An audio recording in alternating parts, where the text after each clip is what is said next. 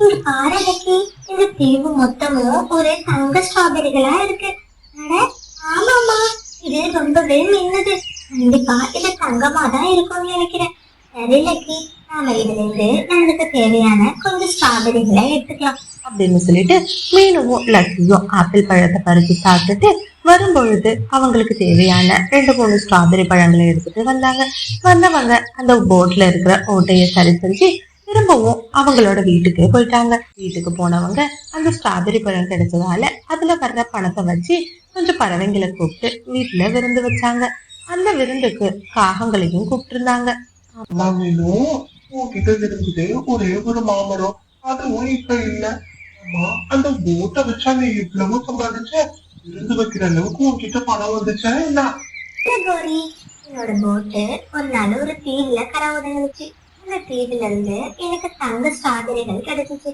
அதை வச்சுதான் நான் உங்க எல்லாருக்கும் விருந்து வைக்கிறேன். அது மட்டும் இல்ல, நான் எடுத்துட்டு வந்த தங்க ஸ்ட்ராபெரியில இருந்து ஒவ்வொரு ஸ்ட்ராபெரி பழங்களை உங்களுக்கும் கொடுக்கலான்னு தான் உங்களை கூப்பிட்டேன் அப்படின்னு சொல்லி எல்லாருக்கும் அவ எடுத்துட்டு வந்த தங்க ஸ்ட்ராபெரியில இருந்து ஒரு ஸ்ட்ராபெரி பழத்தை எடுத்து கொடுத்தா. இதை பார்த்த மற்ற பறவைங்கள்லாம் ரொம்பவே சந்தோஷப்பட்டு மீனுக்கு நன்றியும் சொன்னாங்க. வீட்டுக்கு போன கோரியும் காலுவும் அந்த தங்க ஸ்ட்ராபெரிய பத்தியே தான் பேசிட்டு இருந்தாங்க. அலர்ஜி பாத்தீங்களா, மீனு கிட்ட தங்க ஸ்ட்ராபெரி இருக்கு.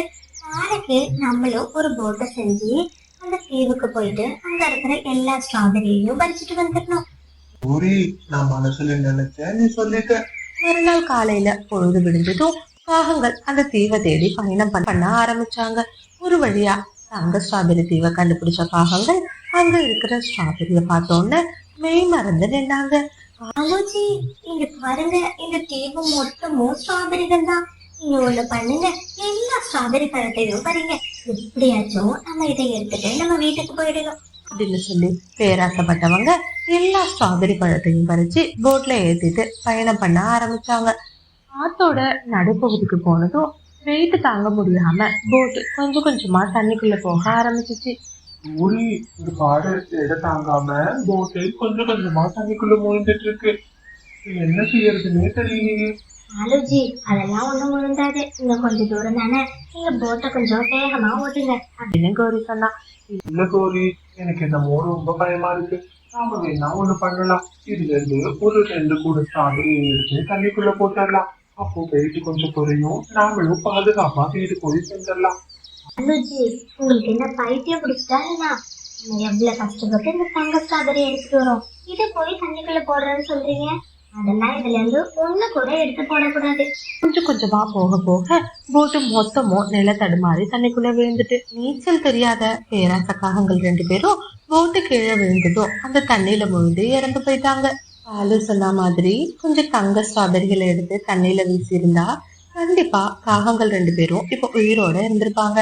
ஆனா கோரியோட பேராசையால இப்போ தங்க ஸ்ட்ராபெரியும் போய் அநியாயமா காகங்கள் 2 பேரும் இறந்தும் போயிட்டாங்க. இதுக்குதான் சொல்றது, எப்பயுமே நம்ம பேராசப்பட்டோம்னா அது நம்மளுக்கு பெரிய விளைவை தான் ஏற்படுத்தும். இந்த ஸ்டோரி உங்களுக்கு பிடிச்சிருந்துச்சுன்னா லைக் பண்ணிட்டு இந்த மாதிரி நிறைய ஸ்டோரிஸ் பார்க்கறதுக்கு மறக்காம நம்மளோட சேனலையும் சப்ஸ்கிரைப் பண்ணுங்க. காலு கோரி 2 பேருக்கும் 2 அழகான ஆம்பளை குழந்தைங்க இருந்தாங்க. 2 பேருமே ரொம்பவே அம்மாவோட செல்ல பிள்ளைங்களா இருந்ததால எப்பயுமே கோரி அவங்கள பார்த்துக்கிட்டு எந்த வேலைக்கும் போகாம உணவு தேடி போகாமலும் இருந்தா. எப்பயும் காலு மட்டும்தான் குழந்தைங்களுக்கு தேவையான உணவுப் பொருட்களை எடுத்துட்டு வந்து கொடுத்துட்டு இருந்தான். ஒரு நாள் காலு 2 ஆப்பிள் பழங்களை எடுத்துட்டு வந்து அதை குழந்தைங்க கிட்ட கொடுத்தான். அப்பா, எனக்கு இந்த ஆப்பிள் பழம் வேணாம். இப்போ கேரட் சாப்பிடணும் போல இருக்கு. எனக்கு கேரட் தான்ப்பா வேணும். என்ன தங்கம், இன்னைக்கு மட்டும் இந்த ஆப்பிள சாப்பிடு. நான் நாளைக்கு உனக்காக கேரட் எடுத்துட்டு வந்து தரேன். முடியவே முடியாது. தாத்தா கேரட் சாப்பிடுறேன், அப்படி இல்லையா? இல்லனா நான் பட்னியாவே இருந்துக்கிறேன். ஆமாப்பா, எனக்கும் கேரட் தான் வேணும். இந்த இனிப்பான ஆப்பிள சாப்பிட்டு சாப்பிட்டு ரொம்பவே போர் அடிச்சிட்டு. கேரட் சாப்பிட்டா நல்லா இருக்கும். நீங்க போய் உடனே கேரட் எடுத்துட்டு வாங்க. என்ன காலேஜி பாத்துட்டே நிக்கிறீங்க? குழந்தைங்க இவ்வளவுக்கு கேக்குறாங்க. போய் அந்த கேரட்டை எடுத்துட்டு வந்தாதான் என்னப்போ? ஆறு கோரி, புரிஞ்சுக்காம பேசாத. கேரட் எடுக்கணும்னா அந்த விவசாயியோட தோட்டத்துக்கு தான் போகணும். இந்த நேரத்துக்கு விவசாயி எங்க காவலுக்கு இருப்பாரு. எப்படி நான் கேரட் எடுக்க முடியும்? என்ன பண்ணுவீங்களோ தெரியாது. குழந்தைங்க ஆசைப்பட்டுட்டாங்க, அதனால கண்டிப்பா நீங்க போயிட்டு கேரட்டை எடுத்துட்டு வந்தே ஆகணும் அப்படின்னு கௌரி ரொம்ப கடுமையா பேசினதுனால காலுஜி அங்கிருந்து கேரட் தேடி விவசாயியோட தோட்டத்துக்கு வந்துச்சு. விவசாயி தோட்டத்துல காவலுக்கு இருந்ததால பாவம் ரொம்ப நேரமா காலு அந்த மரத்துக்கு பின்னாடியே ஒளிஞ்சிட்டு இருந்தான். ஒரு வழியா விவசாயி தன்னோட வீட்டுக்கு போனதுக்கு அப்புறமா காலு அங்க போயிட்டு 2 கேரட்டை பறிச்சுட்டு திரும்பவும் தன்னோட கூட்டுக்கு வந்தான். கேரட்டை பார்த்த குழந்தைங்க சந்தோஷமா அதை விரும்பி சாப்பிட ஆரம்பிச்சாங்க. காலு எடுத்துட்டு வந்த இனிப்பான ஆப்பிள் பழங்களை கௌரி சாப்பிட ஆரம்பிச்சான். பாவம் காலு அவன் வீட்டுல இருந்த பழைய நெல்மணியை எடுத்து பசிக்கு சாப்பிட ஆரம்பிச்சான். இதே மாதிரி ஒரு நாள் குழந்தைங்க 2 பேரும் ஷாப்பிங் போகணும் அப்படின்னு சொல்லி ஆசைப்பட்டு காலு கூட வெளியில போனாங்க. புறாவோட பொம்மை கடைக்கு போன குழந்தைங்க 2 பேரும் அங்க இருக்கிற ரொம்ப விலை அதிகமான பொம்மைகளை கேட்டு அடம் பிடிச்சாங்க. இங்க பாருங்கடா, அப்பா கிட்ட அந்த அளவுக்கு பணம் எதுவுமே இல்ல. நீங்க கொஞ்சம் காசு கம்மியான பொம்மையா வாங்கிக்கோங்க. இன்னும் ஒரு வாரத்துல அப்பா வேலைக்கு போயிட்டு இந்த பொம்மையெல்லாம் உங்களுக்கு வாங்கி தரேன், சரியா? இல்ல, முடியவே முடியாது.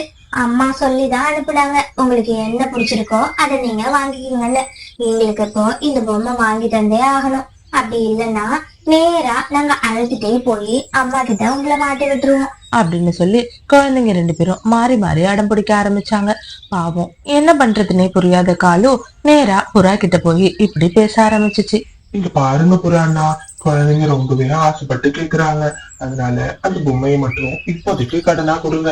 கண்டிப்பா இன்னும் ஒரே வாரத்துல உங்களுக்கு அந்த பொம்மைக்கான காசை நான் சம்பாதிச்சு கொடுத்துறேன். இங்க பாருக்காகமே, உன்னை நம்பி நான் கடன் கொடுக்குறேன்.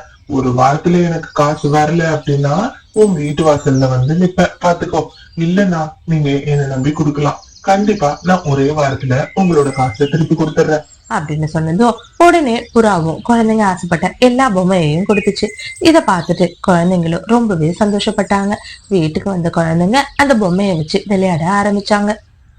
இந்த மாதிரி ஸ்டோரிஸை தொடர்ந்து பார்க்கணுன்னு நினச்சிங்கன்னா மறக்காமல் சிட்டு பேர்ட் ஸ்டோரிஸ் சேனலை சப்ஸ்கிரைப் பண்ணுங்கள். கூடவே பக்கத்தில் இருக்கிற ஆல் சிம்பிளையும் ப்ரெஸ் பண்ணுங்க. ஸ்டோரி பிடிச்சிருந்தா லைக் பண்ணிவிட்டு உங்கள் ஃப்ரெண்ட்ஸ் கூடவும் ஷேர் பண்ணுங்கள். ஓரி, குழந்தைங்க ஷாப்பிங் பண்ணி ரொம்பவே டயர்டா இருப்பாங்க. அவங்களுக்கு சாப்பிடறதுக்கு எதுனா உணவு இருந்தா எடுத்துட்டு வந்து கொடு. என்ன காலேஜ் சொல்றீங்க? சாப்பிடுறதுக்கு உணவா? அப்ப வெளியில போன நீங்க எதுவுமே வாங்கிட்டு வரலையா? ஓரி, என்ன நினைச்சிட்டு பேசுற நீ? தினமும் வெளியில வாங்கி சாப்பிட முடியுமா? வீட்டுலதான் ஜாமான் எல்லாம் இருக்குல்ல, நீ சமைக்க வேண்டியதுதானே? இங்க பாருங்க காலேஜி, என்னால எல்லாம் சமைக்க முடியாது. நான் இப்படித்தான், எனக்கு வெளியில சாப்பிடறதுதான் பிடிச்சிருக்கு. ஒழுங்கா போய் சாப்பிடறதுக்கு எதெல்லாம் வாங்கிட்டு வாங்க, போங்க அப்படின்னு சொல்லி காலுவை மிரட்ட ஆரம்பிச்சான். பாவம் காலு கையில காசும் இல்லாம என்ன பண்றதுன்னு தெரியாத காலு நேரா பக்கத்துல இருக்க மீனுவோட வீட்டுக்கு வந்தான். மீனும், குழந்தைங்களை கூப்பிட்டுட்டு வெளியில போயிட்டு இப்பதான் வந்தேன். அதனால எந்த ஒரு உணவுமே சமைக்கல. இதெல்லாம் சாப்பிடறதுக்கு உணவுப் பொருட்கள் இருந்தா கொஞ்சம் கூட. ஏன் காலுவனா? கோரி வீட்டுல தானே இருந்தா, கோரி சமைக்கலையா என்ன? இல்ல மீனு, கௌரி எந்த வேலையுமே செய்யல. சமைக்கிறதுக்கான எல்லா பொருட்களும் வீட்லயே இருக்கு. ஆனாலும் எதையுமே சமைக்காம அடம் பிடிச்சுக்கிட்டே இருக்கா. வெளியில தான் வாங்கி சாப்பிடணும்னு சொல்றா. அட, என்ன காலுவனா இப்படி சொல்றீங்க? கோரி அவளை மாதிரியே குழந்தைங்களையும் வளர்க்குறா. பின்னாடி நீங்க இல்லைன்னா 2 பேரும் ரொம்பவே சிரமப்படுவாங்க. அது எப்பதான் கோரிக்கு புரிய போகுதுன்னே தெரியல. சரிண்ணா, நீங்க ஒண்ணும் கவலைப்படாதீங்க. நான் கிச்சடி தான் செஞ்சேன். சாப்பிட்டது போக மீதம் இருக்கு, அதை எடுத்துட்டு வந்து தரேன். நீங்க குழந்தைங்களுக்கு கொடுங்க அப்படின்னு சொல்லி மீனு தாங்கிட்ட இருக்கிற கிச்சடியை எடுத்துட்டு வந்து காலு கிட்ட கொடுத்தா. உடனே காலு அதை வேகமா எடுத்துட்டு போய் தான் வீட்டுல இருக்கிற குழந்தைங்களுக்கு கொடுத்துச்சு. கிச்சடிய காலுவை விட்டுட்டு மத்த 3 பேரும் நிறந்து சாப்பிட்டுட்டு காலுவுக்கு ஒரு துளி கூட வைக்காம படுத்துட்டாங்க. பாவம் காலு பசியில அன்னைக்கு ராத்திரி ஃபுல்லா அழுதபடியே படுத்துட்டு இருந்தான். இதே மாதிரி காட்டுல ஒரு நாள் பயங்கரமா மழையோட சேர்ந்து காத்தும் வீச ஆரம்பிச்சிச்சு. வானிலை அறிக்கையில புயல் வரும்னு சொன்னதால பறவைங்க எல்லாரும் பாதுகாப்பா அவங்களோட கூட்லயே இருந்தாங்க. அம்மா, வெளியில பெய்யுற இந்த மழைக்கு சூடான பிரியாணி சாப்பிட்டா சூப்பரா இருக்கும் அப்படின்னு சக்கு சொன்னான். இதை கேட்ட மக்குவும் ஆமாமா, எனக்கும் பிரியாணி சாப்பிடணும் போல இருக்கு அப்படின்னு சொன்னான். காலேஜி, கேட்டீங்கல்ல, குழந்தைங்க 2 பேருக்கும் பிரியாணி சாப்பிடணுமா? போங்க, வேகமா போயிட்டு பிரியாணி வாங்கிட்டு வாங்க. என்ன கௌரி, காட்டுல பயங்கரமா மழை பெஞ்சிட்டு இருக்கு.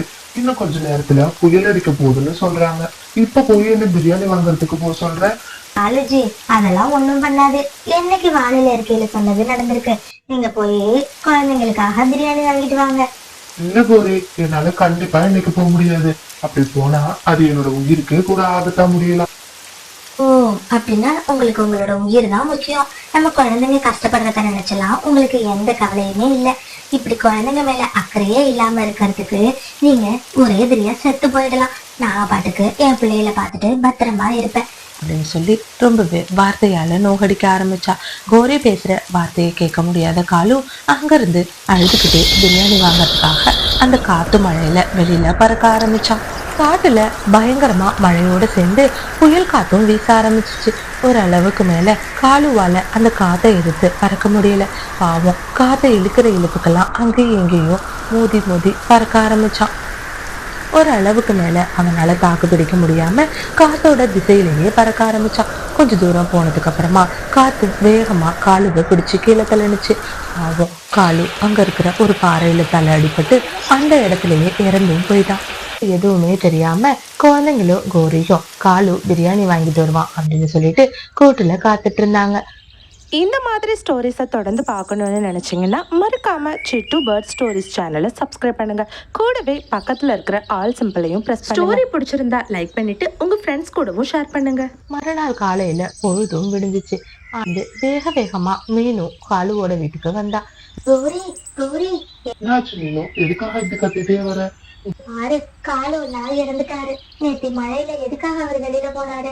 மழையில போனவரு காத்தோட விசையை தாங்க முடியாம அங்க இருக்கிற பாறையில மோதி இறந்துட்டாரு அப்படின்னு சொன்னா. இது கேட்ட கோரி ஒன்னு கத்தி அழ ஆரம்பிச்சா.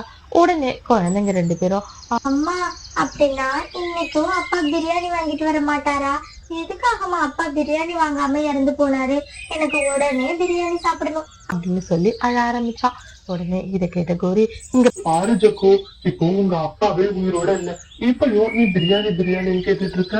இத பார்த்துட்டு இருந்த மீனும் கோரி, இப்ப வச்சு உனக்கு புரியுதா நீ எப்படி உன் குழந்தைங்களை வளர்த்திருக்கன்னு? ஒரு அப்பா பாசம் என்னன்னு கூட அவங்களுக்கு தெரியல. நாளைக்கு நீங்க இறந்து போனாலும் உன் குழந்தைங்க இப்படிதான் இருப்பாங்க. எந்த ஒரு பாசமுமே இல்லாம இப்படி வளர்த்திருக்கிறது கண்டிப்பா உனக்கே ஒரு நாள் பெரிய ஆபத்தா வந்து முடியும் அப்படின்னு சொன்னா. இது கேட்ட கோரி ரொம்பவே மனசு வருத்தப்பட்டு அழ ஆரம்பிச்சா. ஆமா மீனு, நீ சொல்றது சரிதான். காலு பல தடவை சொல்லியிருக்காரு குழந்தைங்களை இப்படி வளர்க்காத கோரின்னு. ஆனா நான் கேட்கவே இல்லை. குழந்தைங்க மேல இருக்கிற கண்மூடித்தனமான பாசத்துல அவங்க என்ன கேட்டாலும் வாங்கி கொடுத்தே பழகிட்டேன். இப்போ அவங்களுக்கு பாசத்தை விட அவங்களுக்கு அந்த பொருள் தான் ரொம்பவே முக்கியமா தெரியுது அப்படின்னு சொல்லி அழ ஆரம்பிச்சா. கொஞ்ச நாள் போனதுக்கு அப்புறமா குழந்தைங்களை கூப்பிட்ட கோரி இப்படி பேச ஆரம்பிச்சா. ஜக்கு, மக்கு, இங்க பாருங்க. இனிமே உங்களுக்கு தேவையான உணவை நீங்களே தான் தேடிக்கணும். ஏன்னா இப்ப நீங்க பெரியவங்களாயிட்டீங்க. உணவு தேடி கொடுக்கறதுக்கு இப்ப நம்மளோட அப்பாவும் நம்ம கூட இல்லை. அவரும் இறந்துட்டதால நீங்க தான் உங்களுக்கு தேவையான உணவை தேடிக்கணும். அம்மா, அதெல்லாம் முடியாது. நீ இருக்கல்ல, நீ இருக்கும்போது நாங்க எதுக்காக போய் உணவு தேடணும்?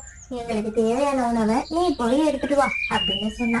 உடனே மக்கும், ஆமாம்மா, நீ தானே சொன்ன நீ உயிரோட இருக்கிற வரைக்கும் உன் குழந்தைங்க கஷ்டப்படக்கூடாதுன்னு.